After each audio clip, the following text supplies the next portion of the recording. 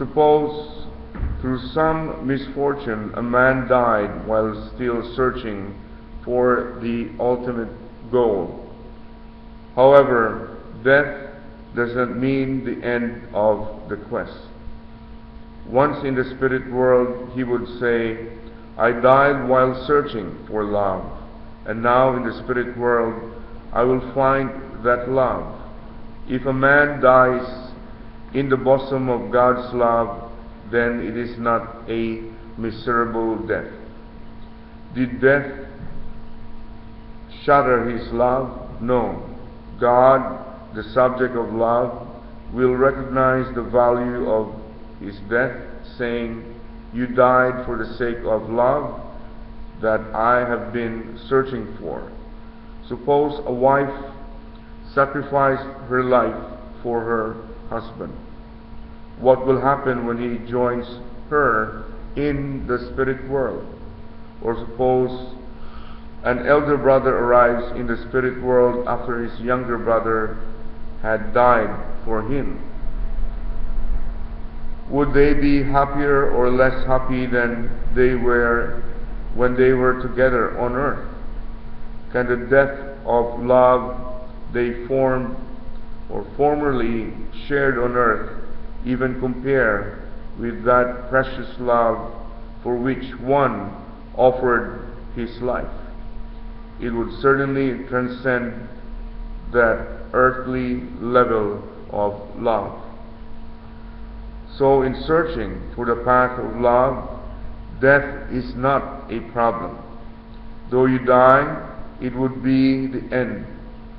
But new life, by this kind of sacrificial death, you would pass through the toll gate to reach a world of love that is eternal and of a higher dimension. From the perspective, there is no reason to fear death. And this is from a speech in June the 3rd, 1973. Now it's 5:29. Tomorrow we'll read more about the judgment on page 201. I just read the introduction here. After the initial passage into the afterlife, there is another less comfortable event. Each individual undergoes a judgment where he must review his life with unsparing honesty. There is a ledger recording every deed and its consequences on the people it affected. Now that the book is opened and read, the movie that recorded the person's life is projected onto the screen of his mind. Everything comes to light. The main criterion of judgment seems to be the deeds. Did the person live more to benefit others, or did he use others to benefit himself? Scriptures describe a trial scene with God as judge, Jesus or Muhammad as defense attorney, and sometimes the devil as prosecutor.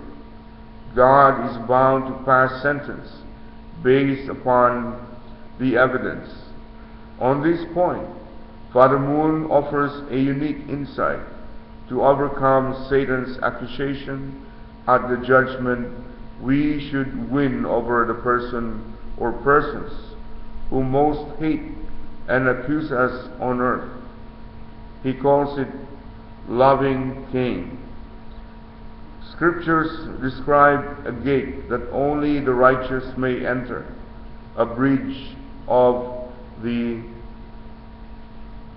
separator that only the righteous man may cross.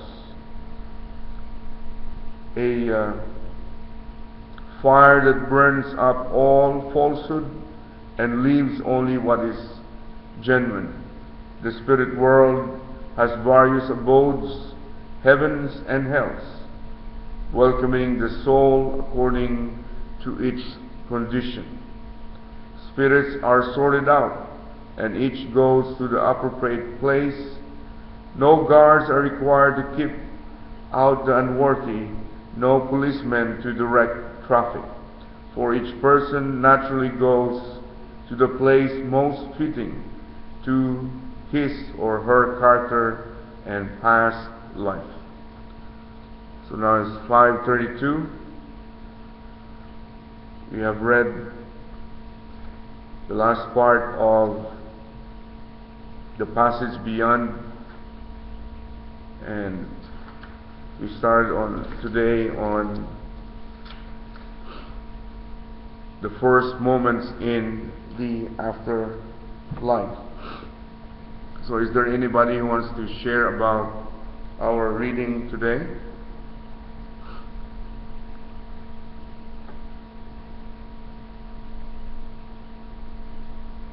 Anyone?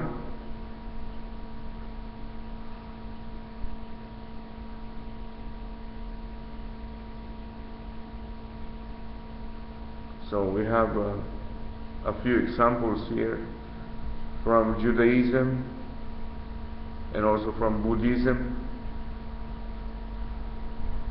They believe that the body which you have now is called the thought body of propensities. Since you do not have a material body of flesh and blood, whatever may come, sounds, light, or rays, are all three unable to harm you. You are incapable of dying. It is quite sufficient for you to know that these apparitions are your own thought forms. Recognize this to be the bando, the intermediate state after death. This is from the Tibetan Book of the Dead from Buddhism. So from the teachings of our true Father, he described here that you will be in a vast space and a different neighborhood, and it's a little better than my own neighborhood. And there will be, he said, instead of seeing people around you, you will normally, as you normally would, there would appear only when you want to see them. Unless you call them, they do not appear. You feel very alone. Then you meet guides who explain to you, you have died and you have come to the spirit world, but still, you won't believe them. You have a feeling that you have, for example, this person who died in an accident, on a car accident far away somewhere. You believe it's like a dream, and you do not feel that you have died.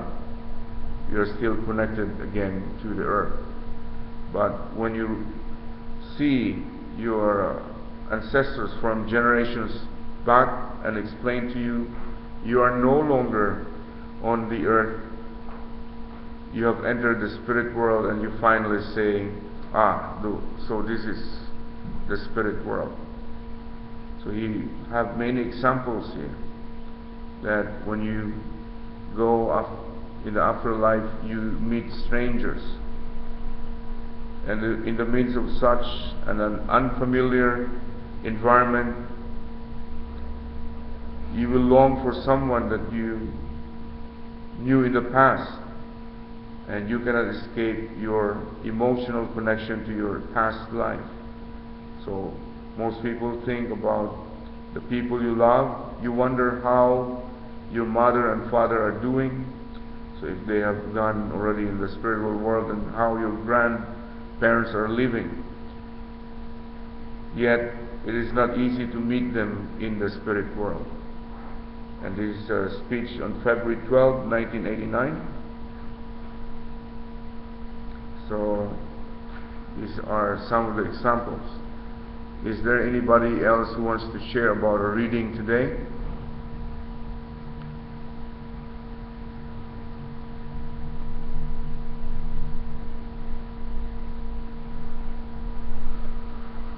I know that it's more morbid to think about afterlife, but here other religions discuss it always also too, even from Judaism. I just want to share it again. When the soul departs from this world, she knows not by what path she will be made to travel, for it is not granted to all souls to ascend by the way that leads to the realm of radiance, where the choicest soul shines forth. For it is the path taken by man in this world that determines the path of the soul on her departure.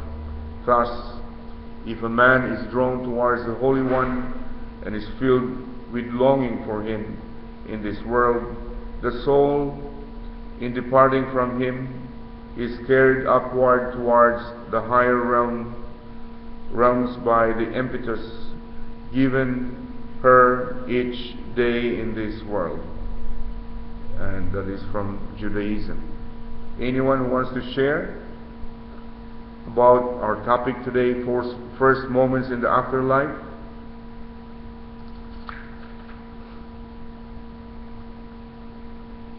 So maybe you have known it also from many news and many books about people who have after death experiences and they come back, mostly from the hospitals or while they died and they came back. And there's a lot of books about it, and even medical doctors telling us about the experiences of patients who have gone dead for how many minutes and they came back, and they have a glimpse of the afterlife. So is there anyone who wants to share?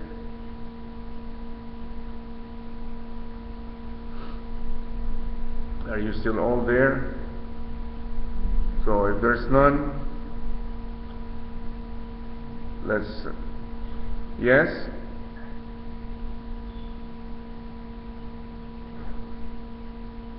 Anybody else? Okay, if there's none, let's all rise and have unison prayer. Our most beloved Heavenly Parents, we're so grateful today for this reading, and it's the Ahn Hi Il. We pray that we can always rejoice with our two parents for giving us this tradition to celebrate Ahn Hi Il, that every 8 days we celebrate to now celebrate for the cosmic Sabbath of our two parents, that they should always rejoice with us and rest also in these days, that we can also really reflect on our life and really do many things or that we have done in our life of faith. We pray that we can share this with others as we do the pledge every Ahn Hi Il. We pray that we can also share the fortune to our community and live for the sake of others. And we pray that we can teach this to our children, to bless children. And we pray for each other's success. And we pray all of this in all our names and in my name. A.Francis C. Catalan, blessed son of family, Jew, 아주 아주 우리의 소원은 동일 누메로 소원은 동일 이 목숨 바쳐서 동일이요 오라 이 교회 살리는 동일 이 나라 찾는데 동일 동일이요 소라 동일이요 오라. Good morning to you, our beloved true parents of heaven and earth and humankind. Good morning to the true children, true grandchildren, and all our brothers and sisters. Good morning. Today, Wednesday, is the hottest day so far in the East Coast. They reached 96 degrees before on summertime, like years ago, but now it's 97 degrees, and it can even spike to 100 degrees. So stay cool and be safe and drink a lot of water. Have a great day.